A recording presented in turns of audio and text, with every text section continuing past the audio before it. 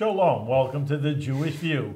My name is Rabbi Nachman Simon with the Chabados of Delmer, together with my co-host Mark Ronich of Statewide News Service and jbiztechvalley.com. You know, Rabbi, we like to have people from law enforcement community on the program, and today we have the police chief of the town of Guilderland, Carol Lawlor, and it's a real pleasure to have you here, Carol. Thank you so much for coming in. Well, thank you for asking me. And how are things going in Guilderland in terms of law, in terms of crime, and is it a safe town pretty much? Guilderland is a very safe town.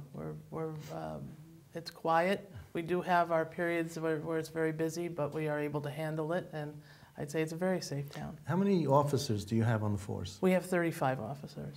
Do you need more? Always. Always. You know, but we've been very fortunate with the current town board. And town supervisor, he has given us what I've asked for. I understand during these economic times, things aren't easy to hire people. So, well, what would be a full force for you?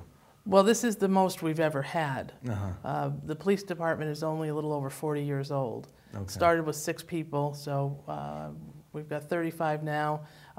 It would be nice to have 5 more people, 6 more people, but... Now, is the Colony Center, I don't know where the border No, is. it's Crossgates. Crossgates Mall. is your on your head over Yes, there. it is. Well, I'm just saying, there is probably a lot of people shoplifting. I mean... Crossgates is very busy, but we don't have a lot of violent crimes there. We have larcenies and other type of financial crimes. But we've been very fortunate not to have a lot of violent crime there. And SUNY Albany, I think of that. 1 quad is yes, in your... 1 quad is in Guilderland. 1.5 or something. I Right. think it's... I went to SUNY. I lived on Dutch Quad, and I remember when there was voting, you know, some Yes. people could vote in the city, some people could vote in Guilderland, and Really? Indian Quad was all in Guilderland. So what was the problem with the police? I mean, when are you called in? Oh, Dutch Quad. Okay, that's you. And The university police handles all the issues on campus. And they're what if under there's the... something violent? I mean, can they arrest people? Oh, yes, they have full Really? I police didn't know powers. that. Yes. Well, they're under the auspices now of the state police, I believe, the university police. I'm not exactly sure, but they have full They do police their own thing, powers. so you never go on to SUNY. They ask, occasionally they'll ask for our backup, and we do too if we have something going on Fuller Road or something where they're nearby. But we have a great relationship with the SUNY police. How long have you been on the force? 36 years. 36 years. Mm-hmm. So you remember when the maniac went into the lecture center and started shooting up the place or whatever? Yes. Okay. Yeah, that was 20 years ago, yeah, maybe? plus, yeah, 93, I guess it Where was was. this one? Tell the audience, because I don't remember. Yeah, either. why don't you... I forgot the guy's name. It was a long time ago. It was a very unfortunate incident. Right, He was mentally ill, and he I believe, eventually wound up taking his own life. Mm-hmm. But he went in with a gun and started, I believe, shooting up the classroom. They were able to get everyone out safely. In SUNY, you mean. Right. No one was I hurt, remember that. but there was And were you on the camp? Was the Guilderland Police Force called in to be on campus? They were. I was not there. It was my day off, so I wasn't there. Lucky But, you know, I want to say, you know, of course you're a female, all our audience can see that, but you don't look like the Western, you know, cowboy and Western, the sheriff with his, you know, you look too nice. I don't know if that's an insult to you because you're the police chief over here. It's a compliment. You look like a friendly person. I mean, it's just the interesting makeup of what a police woman, if that's the proper name, or a chief. Officer. I mean, you don't have a police officer has to be like a rough and tough and you know, beating up these criminals. You know, I guess that's my image, and maybe it's a lot of the viewers' image. But you look like a nice person. Yeah, you know, if I don't see, you know, you see a tough, you know, John Wayne. Oh man, he's going to be the sheriff of the town, and you don't look like your typical, you know. Thank you. I've always tried for that. You know, this is a lot more powerful than any muscle that you can use, as far as I'm concerned. You know, talking to people and be able to calm down. Calm is contagious. So the calmer you will remain, the calmer hopefully everybody else remains. You know, there's times that, you know, that doesn't work, and but I like to rely first on trying to reason with people. To keep your emotions in check is the best thing. Exactly. You know, do you ever go like in private and go, "Arr!" I'm a pretty low-key person. You are. Not a lot gets to me, so I'm Okay. lucky that way. I inherited that from my mother and father, so I try to keep it that way, both in my personal life and professional life. I inherited that from my parents, so it was like, so my emotions come out, and what you see is what you get. And I guess your way is more successful because you're the chief. It all depends. You know, there's always a time for that. You I'm know, just an interviewer. Investigative reporters, sometimes you got to be a little bit tough, and you know these guys are sometimes Come on, you tough. really mean that? No, Yeah. that's what They do. what You I- have to be a little tough. It's interesting about the police force. You know, we have controversies in this area and around the country about when to use tasers, when to use force. What do you tell your officer? What's the protocol in the town of Guilderland? We do carry tasers. They are our officers are highly trained in when to use them and when not to use them. There's a continuum of force that they have to follow. We've never. I don't think we've ever had a bad taser incident. You know, we don't use them. I will bet probably no more than 6 or 8 times a year. We don't usually run into that type of person, but when they have to be used, it does stop the situation completely. Mm-hmm. And you know, there's pepper spray.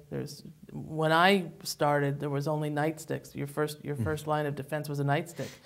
Doesn't cause the damage that a nightstick causes, and it certainly doesn't cause the damage that a weapon will. Well, you see, sometimes people can die from tasers. I mean, they could die from nightsticks hitting them in the head in the wrong Right. place also.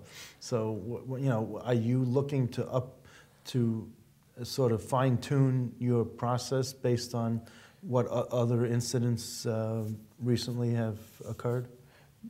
We always do. We look at our policies all the time to see if we can improve them, and you know, we have a training officer who's always talking with other agencies, finding out if there's anything else that we can do to update our policies. Mm-hmm.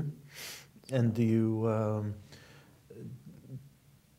you know, when is an appropriate time to use a taser? Is it when someone's, you know, is told to, you know, get down on the ground and then they don't listen, or they're belligerent towards officers, or? When you can't get control of a person, if a person is about to hurt himself or hurt another person, Yeah. and you can't gain control, and sometimes that happens. Lately, for us, it's been drug-induced, where Well, that's people what I are was- uncontrollable, and for their own safety, for the officer's safety, for you know, bystander safety, they are used. I was going to get to that because we've heard from several law enforcement officials who've been here that heroin is a big problem. Yeah, that's what's one of the bigger things that we always Around- hear about. Around Heroin the is a whole huge region. problem. Is it? What's this level of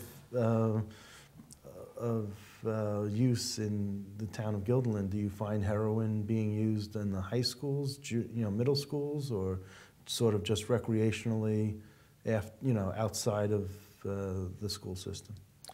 I would not be being truthful if I said that it wasn't in our schools. It is in our schools, not to the level where, you know, it's a constant threatening problem. We have, what disturbed me the most was so far this year, as in the middle of the summer, we had 12 heroin overdoses that resulted in death. In the town? In the town. Wow. And at that point, we applied for and received a grant from the Attorney General's office for every officer to begin carrying Narcan, naloxone, which is the reversal. And we received that. We were the first in the state to get it, and we received it, and our officers have been carrying it. We also, the police department is also in charge of the paramedics and the EMS system, so they've been carrying it for a while. But So each officer is an EMT? You have to be an EMT to do the Narcan? no, you have to be trained in the Narcan, but by our medical director. But no, they are not EMTs. But the paramedics are different from the police, but they fall under the police department auspices. So they have been carrying Narcan for a long time. But it was time to put the people who were there first, give them the equipment to hopefully reduce or counteract a heroin overdose. Is that the biggest drug problem now, or is it still marijuana? Is that still the gateway drug? Is that, you know?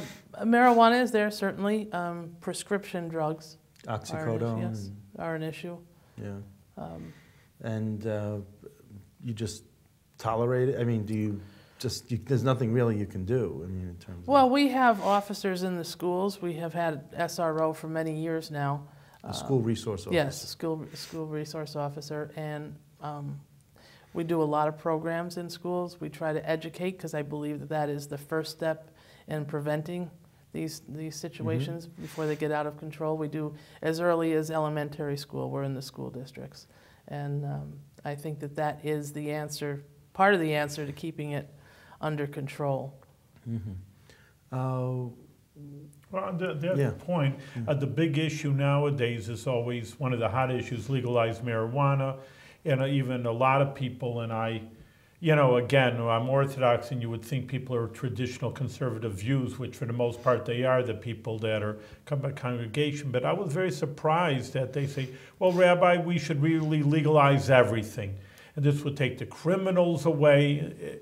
You know, I don't know, I'm still making up my mind about it, because usually I'm totally against drugs, to say the least. And but then people are arguing with me. I don't know how you feel about this. Maybe it wouldn't take away the criminality of all these drugs if they allowed it. I mean, that's the counter argument. I'm not saying I agree with it at all, but I'm always open-minded. But he's arguing with himself. Yeah. I'm a good Jewish rabbi over here at the Talmudic logic, trying to figure it out. I mean, just saying it'd be interesting, you know, how you feel it. Maybe let it be legal and you won't have to deal with the illegality of anything. I'm absolutely opposed to legalizing drugs. It's just too dangerous. There would be a lack of control. At least now we have some control over the situation.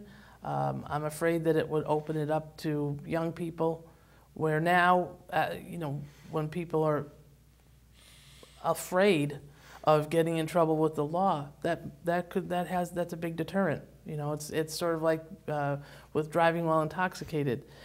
People are now afraid to drive while they're intoxicated. That's a great thing. It improves the safety on our roads, and I think it's because there's been such a crackdown and so well enforced, especially in this area. Did you see the beer commercial with the dog and the owner's playing with the dog, and then the owner says, "Oh, I'll be back," and you see him go out with his friends and playing and drinking with his friends, and then the dog is sitting there. They clip back to the dog in the house and waiting for his master to come home, and his good friend, you know, and then all of a sudden the door opens and it's the owner, it's the master, and he says, "Oh, I stayed over at my friend's house. I didn't drive, and now I'm," you know, because the dog was worried and looking at the door and just whimpering. And then all of a sudden, you know, the owner comes in and says, "Oh, I stayed at my friend's house." I mean, it was a very powerful... I haven't seen it. Very powerful beer commercial. And, you know, when they want to do a good commercial, they know how to do a tearjerker of a commercial in 30 seconds, you know. It sounds great. It's a wonderful idea. So, but, you know, anyway, I was going to ask you about casinos. Do you think if there's a casino in Rensselaer County or Schenectady County that would impact crime with Guilderland, or is it too far away? I think it's probably too far away. I know that it'll certainly impact the area that goes in. You know, I'm not sure what the crime rate, what happens to the crime rate, but I certainly know that the traffic becomes a problem, and you know, you do have problems that go with casinos. And what's your position? Do you personally enjoy casinos, you know, or do you just stay away from Turning Stone and, you know? I stay away only because I never win. I mean, I just can't win. So I learned a long time ago I might as well throw $20 out the car window rather than go to a casino. I like the restaurants. They have some good restaurants, but I don't go. So do you think casinos are a bad influence on society, or are there any redeeming qualities? I think it's a source of entertainment for people. Like anything, you have people who become addicted to it. I think gambling is certainly, you know, can be an addiction. So you know, it's like, you know, a bar opening in your neighborhood. You know, if someone stops by and has a beer after work, that's one thing. But if someone stays, you know, is there 7 days a week for hours on end, neglecting her or his family, that's another thing. So I do think they have a place, a source of entertainment. not my entertainment, but Yeah. I think the rabbi would hope that the religion would be addictive, and people come every day to. You wouldn't need a religious anonymous or something. So there's a building called Shabbos House on Fuller Road. Are you familiar with? I know of it. Yes. You know It's a of Jewish it. synagogue. It's a Jewish meeting place for students on SUNY. Yeah, they come and I don't know if you've been inside or had any interaction just to see and to. No, I haven't been inside. No, they should. I'll tell them to invite you. I would love to go. I would accept their invitation. Every time an officer comes in and I want to scatter everyone, I say immigration. Oh, yeah. But anyway, that's what's your biggest issue in Guilderland that you really are struggling with? The biggest challenge that you have? Again, I would go back to drug issues. Really? And it's, I don't want to give the impression that it's huge, but right now it's something that's really on the front burner. You have children involved, families involved. It knows no borders. It knows no economic borders. I have concerns about domestic violence. That too has no borders. You don't know. It's not one particular group of people. It's all over. So those are all what I think is community-oriented issues. We don't have, as far as traffic and traffic safety, we have wonderful officers out there working every day for people's safety. That's a more hands-on type issue that we can always put extra police officers on to go out and write tickets and arrest DWIs, but the societal issues are difficult. Do you have a situation in Guilderland like Albany has where they have community policing, but they also have their laptops, the police officers have laptops in the car, and they really don't have to go to the office to file their reports and make out the incident reports, but they can do it right from their car, so when an incident happens, they're right there. They're not leaving from the station. Yes. That's still. We have laptops in the cars. They do all their work. They write their tickets.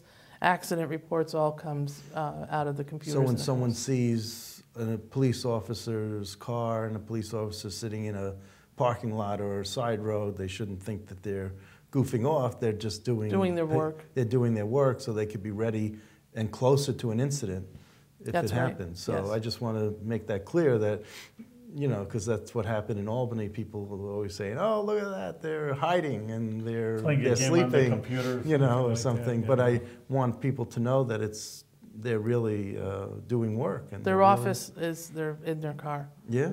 And we do encourage them to stay out for their entire shift and only return to the station at the end of their tour. Is that a game changer for law enforcement? It's wonderful. They have everything at their fingertips. It's the problem with everything is so expensive nowadays. So in order to outfit a police car, on top of the cost of a police car, it's $9,000 or $10,000 to put everything in. By the time you're done with the computer and all the right, and all the wiring and everything that has to go in, and everyone has suffered as far as budgets are concerned, and the police are no different. And it's tough to come up with money sometimes. Well, you don't have the police cars that you had when Adam 12 was made in the 1970s. That's true. So that's for sure. That's true. You have to deal with the budget. I mean, they come to you. I don't know what's the process. City Hall says, "All right, this way you got X amount," and then you have to look over the budget. Hey, how about a little bit more? Because of this and that. Is that on your head? I mean, yes, we do the budget. So you have to figure everything out. We figure it out, and sometimes it gets sent back to us and say, figure it out again. But like I said, it's been very good in the past couple of years. We do always watch the taxpayers' money, but things have gotten a little bit better. Mm-hmm. And what's the budget for the police? For the police, it's $4.5 million. $4.5 million. Yes. So how much does an officer earn per, in the beginning and, without overtime? Without overtime, I think they started about $40,000 And then there's a very big bump after their first year to make sure that, when they're off probation, and I think it goes to 52. And then every year after that, they get up A to. little bit more. Isn't there, I'm from Delmar, Bethlehem, and then I saw in the Spotlight newspaper they're trying to combine services, or I'm mistaken over here? No, there's a lot of talk about combining services. As a matter of fact, we're meeting with Bethlehem next week about maybe combining some communication services for Bethlehem and Guilderland. I don't know how that will turn out, but I mean, one person 911 from will have this one person between Guilderland and Bethlehem. Is that what you're saying? I'm not sure how they're going to work, how it's going to work, because this is our first meeting. It would be nothing like changing venues as far as where communications is in Guilderland or Bethlehem. It's very expensive to do that. But it would possibly do a rollover calls where if one agency is very busy, instead of calling somebody in on overtime, the other agency can start picking up phone calls. We dispatch the same way. They're all trained the same way. So we're trying to figure out ways that maybe we can dispatch for one another when places get busy to cut maybe down on overtime costs. Well, couldn't all the police agencies in each of the cities and towns go through the sheriff's office, and then the sheriff's office dispatches to the local police? Not right now. They can't. No. That's how it is, I believe, in Onondaga County. Where they have a central. Wouldn't that be a synergy of services? Or? It would be a combination of services. That might be an idea. It might be an idea. You could take it back. It's hard. It costs a lot of money. You lose, as far as I'm concerned, what you might lose is the familiarity with the area that you're working. Your dispatchers know their area. They know their fire departments and ambulances. So people have done that with, Mark's our reporter, but with school districts. And, they say, well, why don't you combine, you can have one school superintendent for, combining a lot of services, not only police, but school. And people are just against it. They want that local feeling for their schools and for their police department. I know I'm not advocating either way, but it seems this is the attitude of many people. But when you talk about, they want to know their EMT or they want to know their other, first responders, it's not a social call. I mean, everyone has their way of doing, a professional way of doing it. They're all trained to, what their parts are. I agree with that. And again, it's just, when you call 911 in Guilderland and you get a dispatcher who knows exactly where you are. And these are all things that could be learned. I don't know how it's going. There was a study done a few years ago about it, and I think the county is now dispatching for a couple different agencies. But there are very large agencies. Albany PD and Colony are very large agencies, so I don't think it's right now is possible, but you never know in the future. Know. Let me ask you, when I was talking about officer salaries and stuff, and I asked this to everyone who comes on, and it's all public information, so I'm not asking out of turn, but what's your salary? $102,000. Okay, and you don't get overtime? I don't get overtime.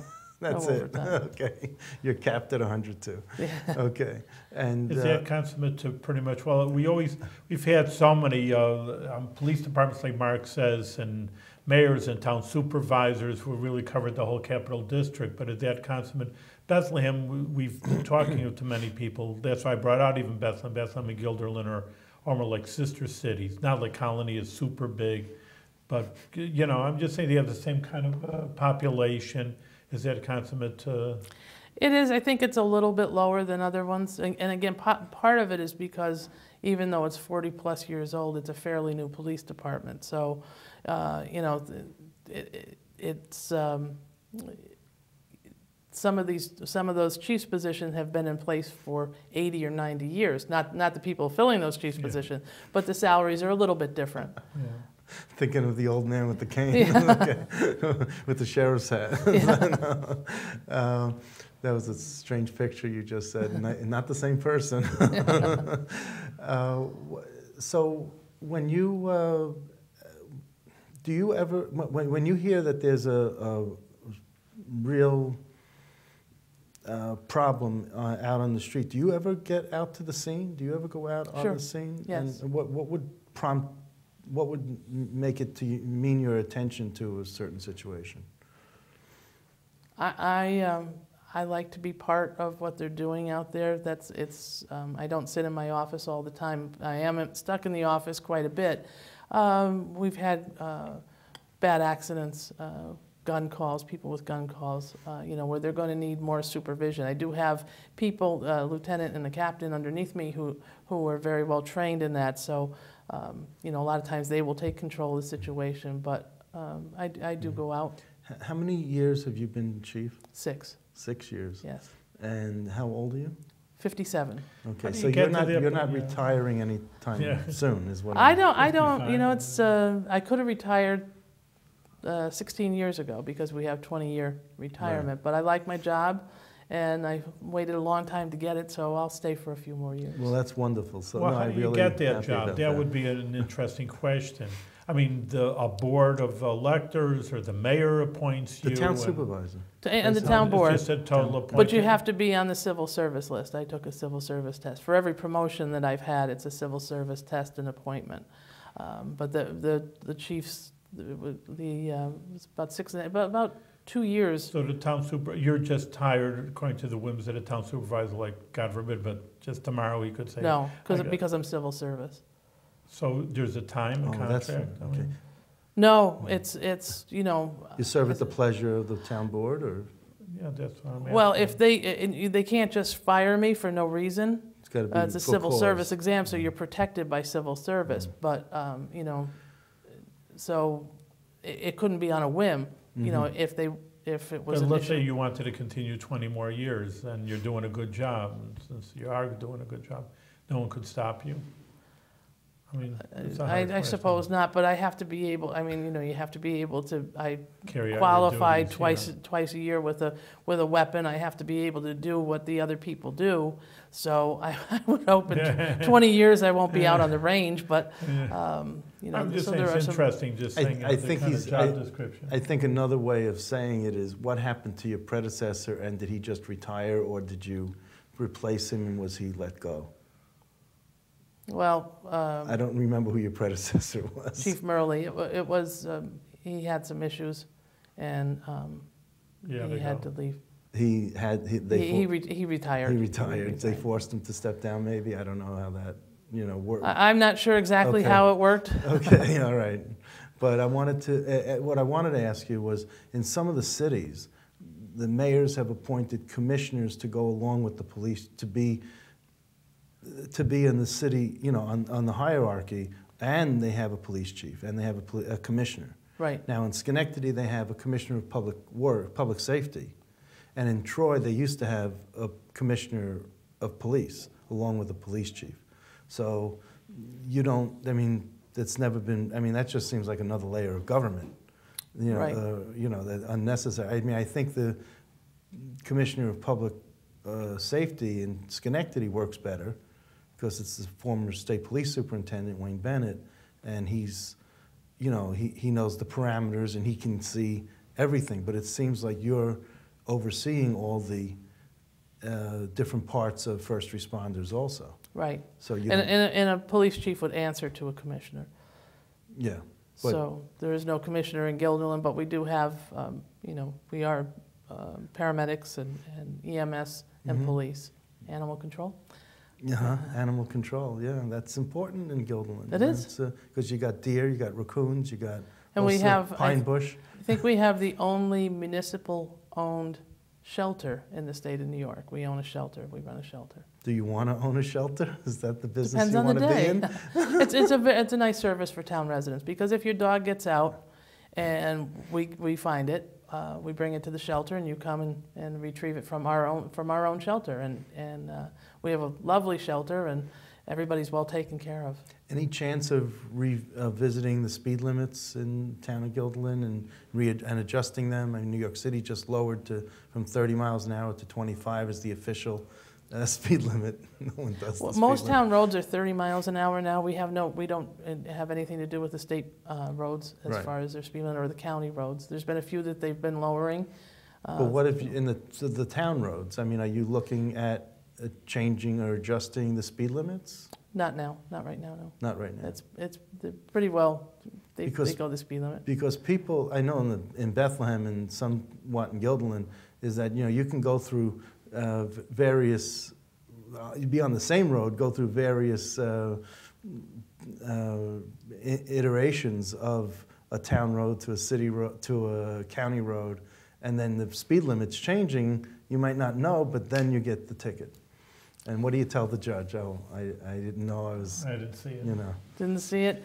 What I have noticed is when they do change the speed limits within Guilderland, they put signs up, they put flags up, they put lights up. And we generally, when we go out to enforce those new speed limits, it's pretty much warnings for the first few weeks, you know, because people, it's hard to get used to. You know, something you've traveled for 20 years goes from 45 to 35, and you see a police car right there.